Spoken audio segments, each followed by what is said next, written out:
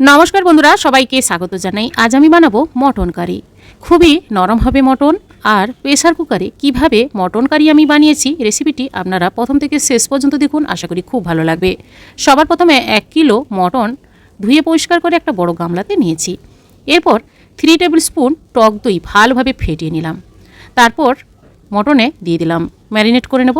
হলুদ গুঁড়ো দিয়ে দিলাম, তারপর দিলাম কাশ্মীরি লঙ্কার গুঁড়ো, আর দিলাম লঙ্কা বাটা, আর রসুন আদা বাটা দিয়ে দিলাম 1 টেবিল স্পুন করে। পরিমাণ মতো লবণ দিলাম।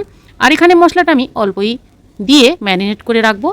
পরিমাণ মতো লবণ আর সর্ষে তেল দিয়ে আমি মটনটা ভালোভাবে মাখিয়ে ম্যারিনেট করে 1 ঘন্টা রেস্টে রেখে দেবো। এবার গ্যাসটা অন করে দিয়ে কড়াইয়ের মধ্যে সর্ষে তেলে আলু আমি ভেজে নেব। আলুগুলো বড় বড় সাইজ করে কেটেছি, কারণ মটনে আলু বড় বড় সাইজের রাখলে ভালো হয় খেতে। আর লাল করে ভেজে নিচ্ছি সর্ষে তেলে লবণ হলুদ দিয়ে। সবগুলো আলু ভাজা হয়ে গেছে, আলাদা জায়গায় তুলে রাখলাম।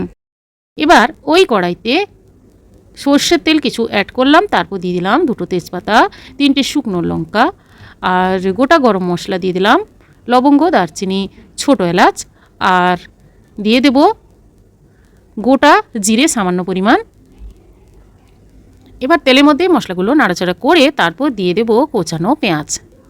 পেঁয়াজের পরিমাণ একটু বেশি দিলাম। পেঁয়াজটা কিছুক্ষণ টাইম দিয়ে লাল করে ভেজে নেব। প্রথমে পেঁয়াজটা ভাজা ভাজা হয়ে গেছে, এরপর দিয়ে দিলাম রসুন আদা বাটা। আদা রসুনের গন্ধ যতক্ষণ না যাচ্ছে নাড়াচাড়া করে নেব। তারপর দিয়ে দিচ্ছি জিরে গুঁড়ো, ধনে গুঁড়ো 1/2 টেবিল স্পুন করে দিলাম, আর দিয়ে দেব কাশ্মীরি লঙ্কার গুঁড়ো, হলুদ গুঁড়ো, আর শুকনো লঙ্কা, কাঁচা লঙ্কা একসঙ্গে আমি মিক্সিতে পেস্ট করে নিয়েছিলাম। ঝাল দিয়ে দিলাম। ঝালটা আপনারা যে যেমন খেতে ভালোবাসেন সেভাবে অনুপাতে দেবেন। এবার অল্প জল দিয়ে মশলাটা কষতে দিলাম। মশলা থেকে তেল ছাড়তে শুরু করবে, সেই অবস্থায় দিয়ে দিলাম 2টো মাঝারি সাইজের টমেটো। এরপর দিয়ে দিলাম ম্যারিনেট করা মটন। এবার মশলার সঙ্গে মটন ভালোভাবে মিশিয়ে কিছুক্ষণ নাড়াচাড়া করে ঢাকা দিয়ে গ্যাসের ফ্লেমটা মিডিয়াম করে রেখে দেব। ঢাকাটা খুলে আবারও আমি নাড়াচাড়া করে নিচ্ছি। আর মটন রান্না করার সময় আপনারা কড়াইয়ের মধ্যে কিছুক্ষণ টাইম দিয়ে কষিয়ে নেবেন। পরিমাণ মতো লবণ অ্যাড করলাম। মশলা থেকে এবং মটন থেকে যখন দেখবেন যে তেল ছাড়তে শুরু করেছে, তারপর কিন্তু গ্যাসটা অফ করে দেবেন। তারপর কষানো মটন প্রেসার কুকারে দিয়ে দেব। আপনারা সরাসরি প্রেসার কুকারে রান্না করতে পারেন, তবে কড়াইয়ের মধ্যে মশলাটা কষিয়ে প্রেসার কুকারে দিলে ভালো হয়। সবগুলো মটন কষা দিয়ে আলুগুলো ভেজে রেখেছিলাম, সমস্ত আলু দিয়ে দিলাম। তারপর গরম জল করে দিয়ে দিলাম। গ্রেভিটা আপনারা যে যেমন খেতে ভালোবাসেন সেভাবে অনুপাতে দেবেন। এবার প্রেসার কুকারে কিন্তু 5টা সিটি আমি দিয়েছি।